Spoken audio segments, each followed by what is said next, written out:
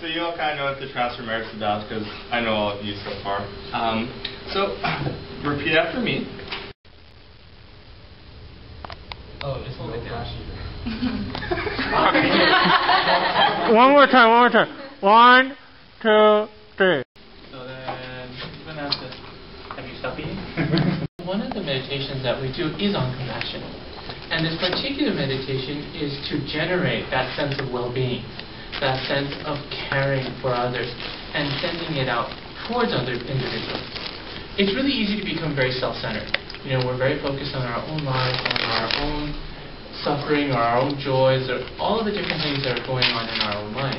And sometimes it's very easy to forget about others. But also, one of the things that Reverend Blanche Harmon was talking about was kind of realizing how other people and other things affect us. Right? Our world is getting smaller and smaller, and so we're becoming much more interconnected. Right? And we see that more and more. And so the earthquake in Haiti, it may seem far away, but it actually isn't. It's only a couple hundred miles off the coast of the U.S., you know, and that kind of will affect us, you know, later on. And so what we do is we generate a sense of well-being, a sense of giving, right? And in a moment when we start this meditation, we're going to focus on different individuals. And what you're going to do is we start the meditation, as always, taking 3 deep breaths, focusing the mind, the normal meditation posture. And then what we begin to do is you can either think about it or you can visualize it, just as if you're visualizing a story in your mind. And what you're going to do is you're going to visualize yourself being happy, content. And you want to feel happy. You know, really from the bottom of your being, what does it mean to feel happy, content, giving? And then afterwards, I'm going to start saying different people's names. Our parents, teachers, people that we love, people that might have problems, or even people we dislike. Because when we talk about compassion in Buddhism, you know, why is Avalokiteshvara or the Buddha so important?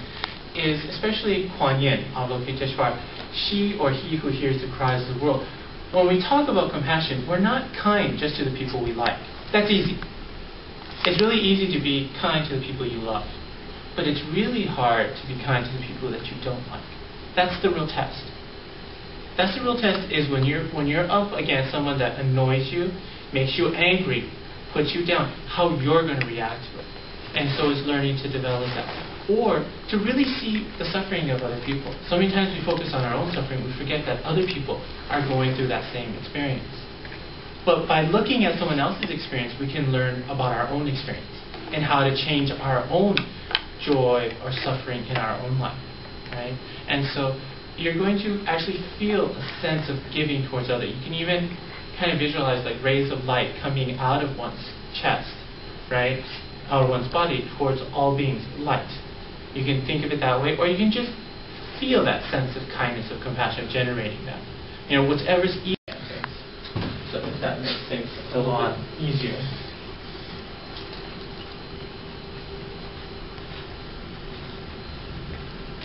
Okay, good. Could you please introduce yourself first? Me? Oh, okay. For those of That you was one of the slides, but they skipped it. Alright. But it was a very nice slide. Thank you very much. You guys did a really great job with the little introduction. So, my name is Venerable Hui Xuan. Don't really need to know how to spell my name. I think everybody kind of does. No, alright, fine. So, just in case. Well, granted, the way it's spelled isn't quite the way you would. It's a regular pinyin. Yeah, pinyin. So, Venerable Hui Xuan. I've been a Buddhist. Been to this club since it was founded in 91, 92, whenever we first started. I trained in Taiwan for quite a few years.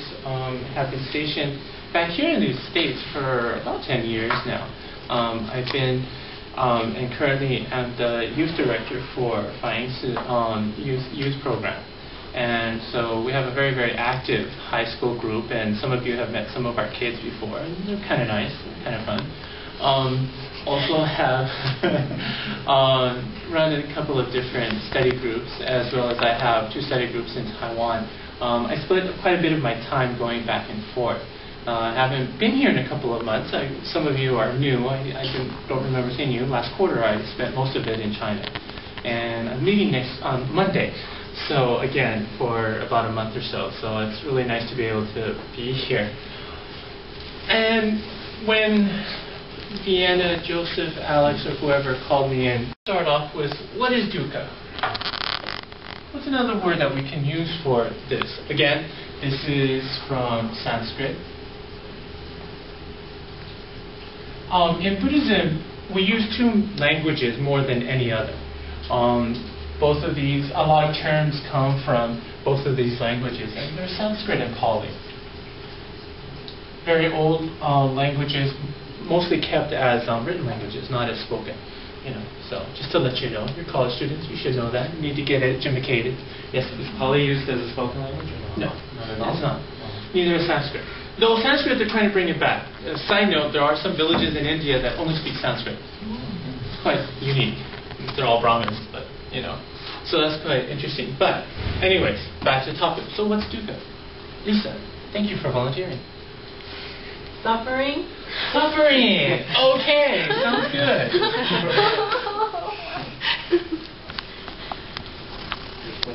Fear. Thank you. All right.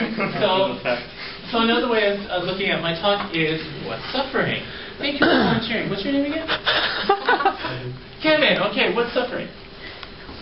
Pain. Pain. All right. Pain. Yeah. Fun stuff, isn't it? All right. When you think of pain, what do you think about?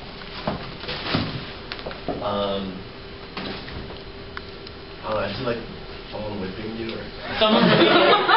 That's fine.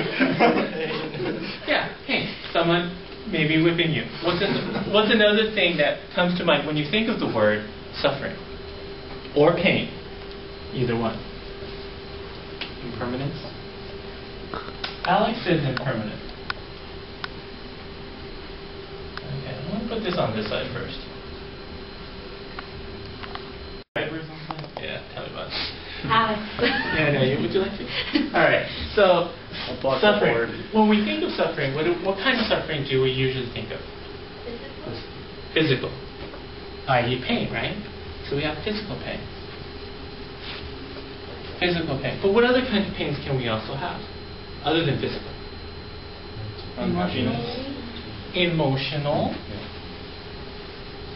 And also mental, I guess. Right.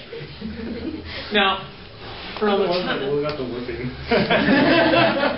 if we want to go back to the whipping, we can do that. All right.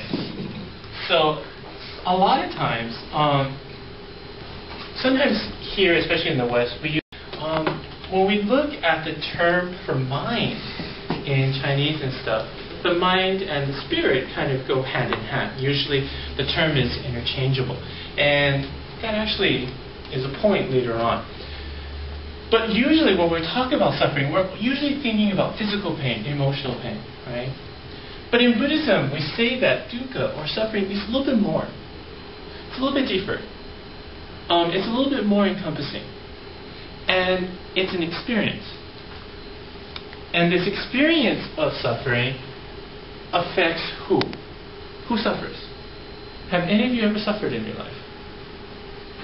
From, will you stop, Mommy, please make it better? Every day. Deanna, don't feel bad. We had a kid that fell into the river 20 times before we got back. Oh my God! I don't know how she ever did it, but she kept falling in the river. So you're right. Don't worry about it. She can do it too. If there was a river next to her. All right. So, how many of you have ever experienced physical suffering? Anybody? Anybody? Somebody. Okay. Has anyone ever experienced what we would call an emotional or mental suffering? We can also say, perhaps.